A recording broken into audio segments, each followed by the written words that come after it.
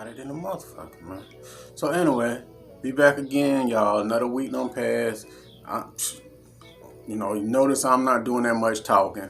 I'm gonna let this motherfucker, him. I'm gonna let him do the talking. I'm gonna let him do all the talking.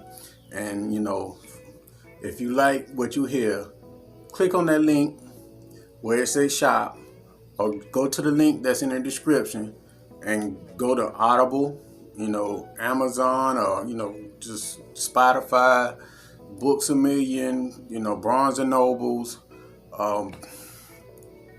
wherever the fuck you get audio books from. Just go there, take your ass there. Yeah. What they sell books at. Yeah, go there. Yeah, that place. Yeah, whatever the name it says, that's the motherfucking place you go. And enjoy the book. I ain't meant to cuss y'all, but enjoy the book, man. And the people that say, why you got on shades, Warren? I'm not on drugs. I'm just tired. I got no little rings around my eyes because I'm 104 years old. My age starting to show. So enjoy the book. Don't worry about what I got going over here. Mind your goddamn. Chapter 5. Your spouse or ex-rebound relationship is no competition. Victorious warriors win first and then go to war, while defeated warriors go to war first and then seek to win. From the book, The Art of War. People from around the world ask me this one question all the time when I'm doing my consultations. Why did my ex choose them over me? Or maybe if I had the material things, body, or looks that the painkiller has, my spouse would never leave me. Or how is that person better than me? The reality is they don't compare to you. The majority of the time when your spouse leaves out of the relationship with you, they're going to find a downgrade because water seeks its own level. Remember, they have two choices, an upgrade or a downgrade. Most likely they're going to find a downgrade because it's much easier to find that than a high-value person. Most likely they're going to attract someone that's pretty much on their level and the opposite of you. They're going to find someone that will let them manipulate and use them. They will be on the hunt to find someone that's gullible and easy and naive, a complete sucker, so they can do all the things they couldn't do with you. The number one place they will find their next victim is at work because it's easy and convenient. And 9 times out of 10, the coworker knows all about your situation because your spouse is at work telling them about you. They will paint a picture of you being a complete monster, a horrible black-hearted person, so the new victim will have a caring heart towards them. But in reality, it's the opposite. No matter if they pick a bum or a high-value person, you never interfere with their new relationship. Because the more you interfere with the relationship, it will make the painkiller fight harder for their relationship. People love competition and a challenge. The more you interfere with the relationship, you're telling the painkiller indirectly that your spouse has a lot of value, and they're worth fighting for. But the key is to look at your spouse as used goods. And always remember this. I had my turn with them. Now it's someone else's turn. The painkiller knows that you still love and want your spouse back. Because of this, they will fight even harder in the relationship. So please don't interfere with your spouse or ex-new relationship. Let it burn out. If they jump into a rebound relationship and you interfere by fighting with the new painkiller or stalking the new painkiller, it's going to last longer. They're going to move in together and make that fucked up relationship last longer. The only thing you can do is accept it and move on. Remember, it was just your turn. Nothing lasts forever. Everything that you see and touch is temporary. So I advise you to let the painkiller have your spouse because the painkiller can never be you. Because you set the standard high in the relationship over the years, it will be impossible for them to match that. In the meantime, you should be working on yourself by 1. Getting your finances in order. 2. Getting in the best shape of your life. 3. Becoming more mentally focused and staying out of your emotions. Over the years, you'll see their relationship fizzle out. At this stage of your life, you don't want your spouse or ex back in your life because of the time and effort you put into your self-improvement. Always remember to believe in yourself every single day and you will be unstoppable. Understand, if your ex chooses someone who they think is better than you let the new person have them and you walk away forever. Never fight with the painkiller or compare yourself to someone you don't know. There's a lot of people that's dead and locked away because they got into an altercation with someone over a person that doesn't care about them. So I advise you to walk away with your head held high and let the painkiller have them. Remember, every negative experience holds the seed of transformation. Always seek to better yourself. Also, never hurt yourself or kill yourself because your spouse doesn't want you no more, and they choose a downgrade version of you over you. If you hurt yourself or kill yourself, your spouse is just going to read your obituary, then climb back on top of the painkiller and continue having raw sex with them. I guarantee you, if you kill yourself, that your ex or spouse will never show up at the funeral. On your funeral day, they will be somewhere letting the painkiller beat their dick on your spouse's face or getting double penetrated by two men. If you are a female reading this, the same thing go for you. Don't hurt yourself or kill yourself, because your ex or spouse will not show up at the funeral.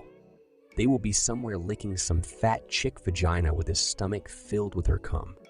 And I guarantee you she will have no edges with a house full of kids with hair on her chest looking like taco meat. The key to power is to be more selfish and always put yourself first. Lupe Velez. Actress Lupe Velez, the Sofia Vergara of her day, was famous for not only her passionate acting and love life, but also for a devastating tragedy and urban myth that she died with her head in a toilet after committing suicide once she found out she was pregnant by a new lover who didn't want to marry her.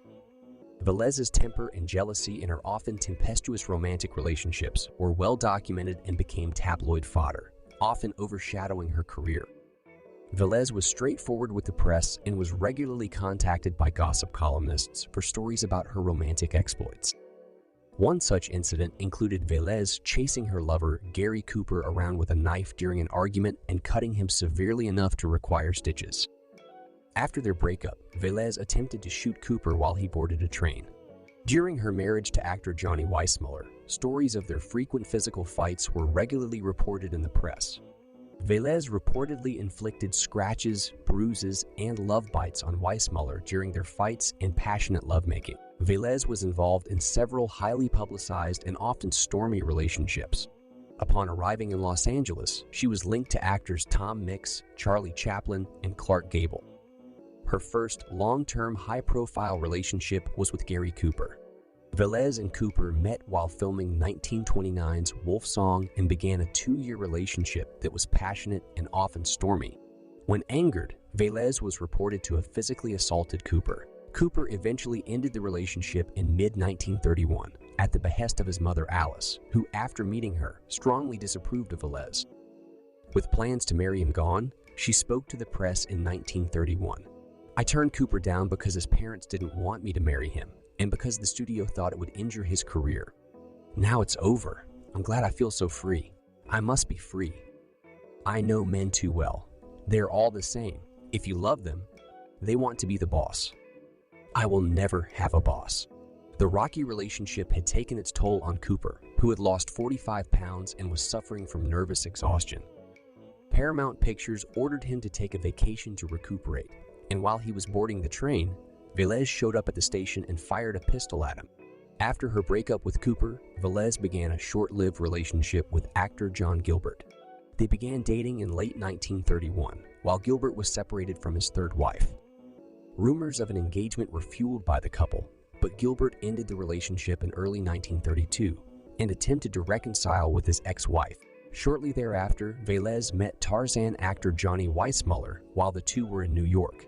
They dated off and on when they returned to Los Angeles, while Velez also dated actor Errol Flynn.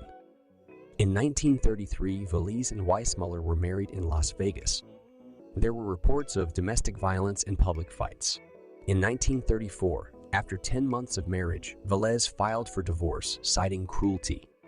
She withdrew the petition a week later after reconciling with Weissmuller.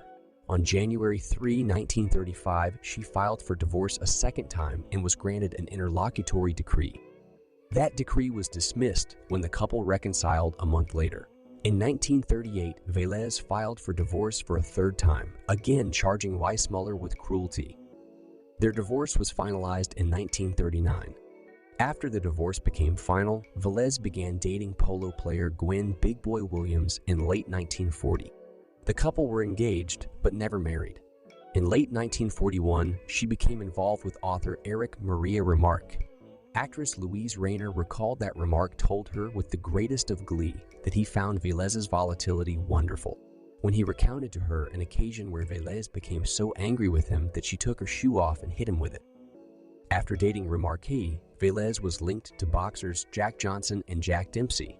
In 1943, Velez began an affair with her co-star Arturo de Cordova.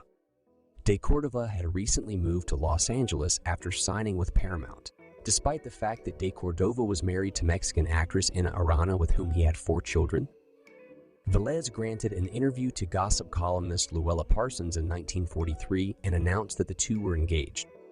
She told Parsons that she planned to retire after marrying de Cordova to cook and keep the house clean. Velez ended the engagement in early 1944 after de Cordova's wife refused to give him a divorce. Velez then met and began dating a struggling young Austrian actor named Harold Maresch, whose stage name was Harold Ramond. In 1944, she discovered she was pregnant with Ramon's child. She announced their engagement in late November of that year. On December 10, 4 days before her death, Velez announced she had ended the engagement and kicked Ramon out of her home. 4 months pregnant, Velez had taken an overdose of sleeping pills. Near her bed was a suicide note. To Harold, "May God forgive you and forgive me, but I prefer to take my life away and our babies before I bring him shame because you don't want me. How could you, Harold, fake such great love for me and our baby when all this time you didn't want us? I see no other way out for me. So good. Bye and good luck to you. Love, Lupe. Understand, never waste your time dealing with a toxic, negative, energy-draining ass person. Some people are wired for negativity.